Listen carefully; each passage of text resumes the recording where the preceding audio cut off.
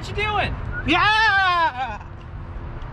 I'm fixing a chainsaw. Did you film a video this week? No, not yet. What are you gonna upload? I know.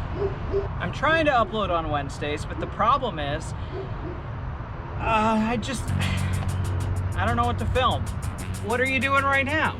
Fixing a chainsaw. Just film that. Guess I could.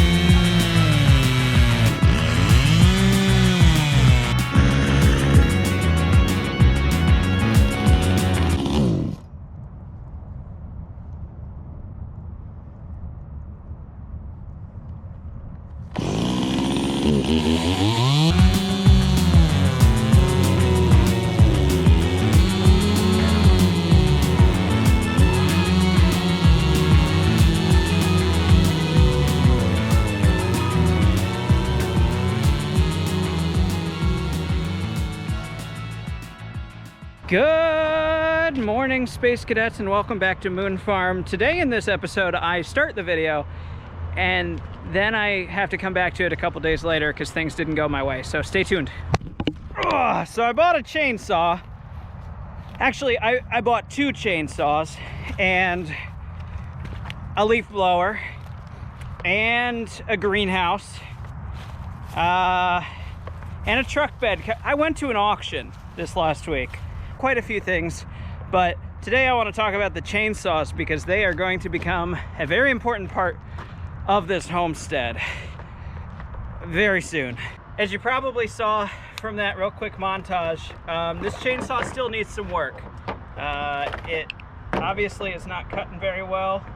The teeth probably need sharpened real bad. They do feel really, really dull.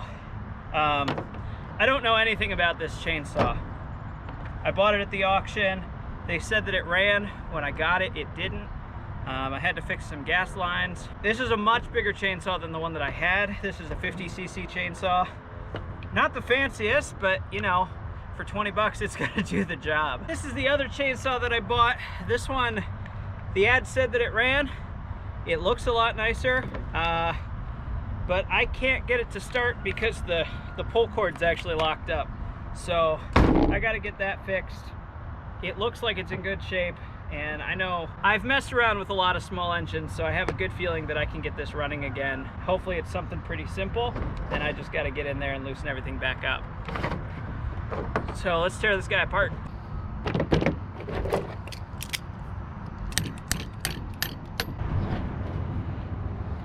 You're still on my hat. That's where. Anyway, it's worse than I feared. This motor appears to be pretty locked up. I thought it was just going to be the pull cord needing to be greased or something, but it works just fine.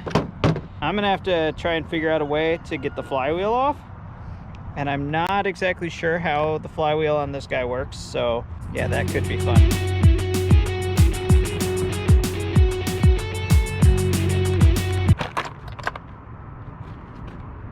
Oh, Lord love a duck. Oh my gosh. I don't know if I got that on camera. So I opened it up, got the flywheel free, and it was moving. And I'm like, okay, I'm gonna try to pull the cord. Maybe it's just a little bit corroded from sitting and it needs to just get running. And I went to pull the cord and it immediately locked back up and I smacked myself in the kneecap with it. So dang, that hurt. I don't think I'm getting this chainsaw started today. We got to move on to other projects, but I am happy that I was able to get this chainsaw started. I do need to put a new chain on it. I'll probably take this guy apart and do a carburetor clean. That's a pretty simple thing to do. I don't need it right this second since it's running. I do have another chainsaw up here, my Craftsman, and this one definitely works. I use this all the time. So if it's an emergency and I need a chainsaw right now, I've got that one. And then whichever chainsaw ends up being the best will be the one I keep.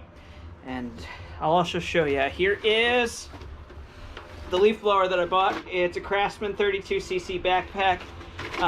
This one, it needs a little bit of a carburetor clean, maybe a new fuel filter, because it will run when it's on like half choke, and I can even get it to throttle up when it's on half choke, but I can't get it to stay running, and I can't turn that choke off, otherwise it just dies. So I'm pretty sure that I just need to clean out the carburetor, and hopefully that's all I need. With all the experience I've gained messing with small engines and what I'm getting now, heck, if this all doesn't work out, maybe I'll open up a small engine repair shop.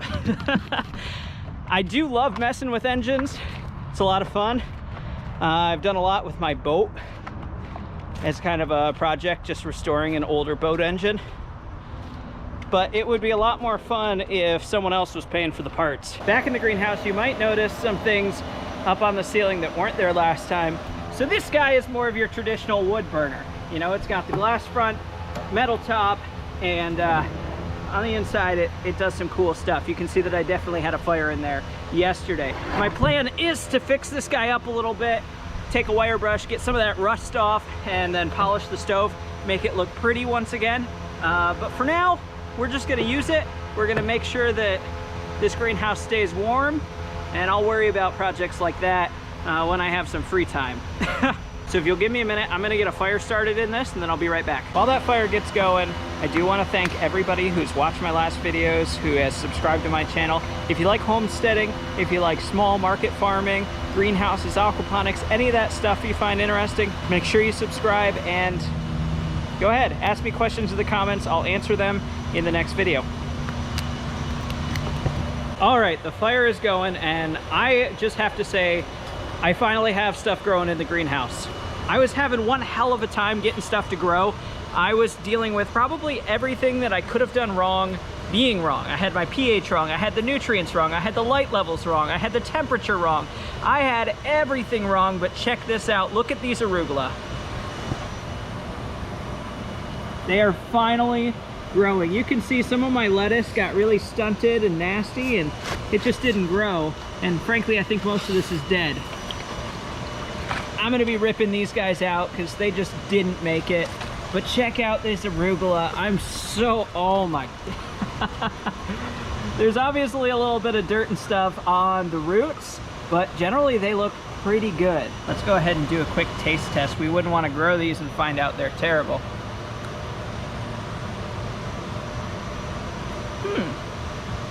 It's stronger than maybe I would have liked.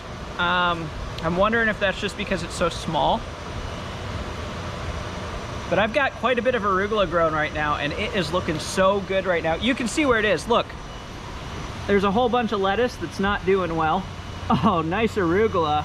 And then some ugly lettuce with random arugula sprinkled in. And oh, look, all the way down there, more arugula. This is gonna be the first thing that actually comes out of this system, which is both frustrating, but also super exciting, just because I've been working at this for so long. The thing that I do need to fix though is that this is a big pool of water with a small amount of plants in it. I've got all of this space that's currently sitting empty that I need to put stuff in. I hope I have some plants that I can fill some of these up with, so that's what I'm gonna work on today. I'm gonna get as much of the second row planted out, and if things go well, I'll open up some trays and I'll be able to replant those with seed. What day is it? Oh, that's right, it's a couple days later because things didn't really go as planned. In the last clip, I'm pretty sure I told you I was just about to put lettuce into the system, and so I walked into the greenhouse, and as I walked past the fish tank, I noticed that I had a couple floaters. So while I do what I told you I was going to do the other day, let me tell you about what happened with these fish. So I get into the greenhouse and I notice a couple fish that were dead and floating in the pool, and so I take the cover off of it and I realize that I had a lot more than just a couple fish dead. In total, I pulled out 70 dead catfish. The next day I pulled out another 50, the next day another 50, and then this morning I pulled out 20. That's 200 out of my 300 catfish have died this week. And I'm not exactly sure what happened. All my water parameters are normal. My pH is normal. It hasn't fluctuated. My ammonia, my nitrite, my nitrates are all where they should be. I can only think of 2 possible reasons. There's only 2 things that have changed over the course of the last week or so. The first is temperature, because I added the pool heat pump and I was able to raise the temperature from somewhere around 50 to 55 up to about 65 to 68 degrees. Now, I didn't do that too fast. It took a full week to get up that high, and the temperature kind of goes back and forth by a couple degrees when it gets colder at night and then warms up in the morning in a pretty natural way. I don't think it was the temperature, but the increased temperature could have allowed opportunistic parasites and bacteria and funguses to take over. The other thing it could have been, I came in last week and my air pump had sheared off the threads for the connector, and so they had not had air for some amount of time overnight. It's possible that some fish died from that, but it's also just possible that they were stressed out enough from that event that it allowed some of these opportunistic bugs to get hold of them. It looks like the fish probably died from ick, maybe a fungus, maybe some other bacteria like columnaris, all of which kind of exists naturally, and you just have to hope that your fish don't get a weakened immune system and let them take over. So I think that may be what happened. Basically, I just have to hope that some of them make it, enough of them make it, that I can keep going. I may have to pick up some other kind of fish in the meantime, because the company I buy my fish from doesn't ship again until spring. All right, I'm not seeing any of the spinach I planted, but my arugula is looking pretty good.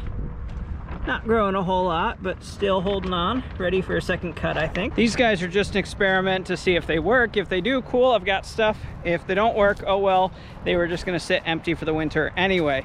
So we're looking to see some growth in there. I've got lettuce in one, I've got spinach in the other, and then the arugula that was already growing before I put up the low tunnels. So that's all I've got for you. It's been a long day. I need to go home and take a nap or something, but I still have to edit this video, so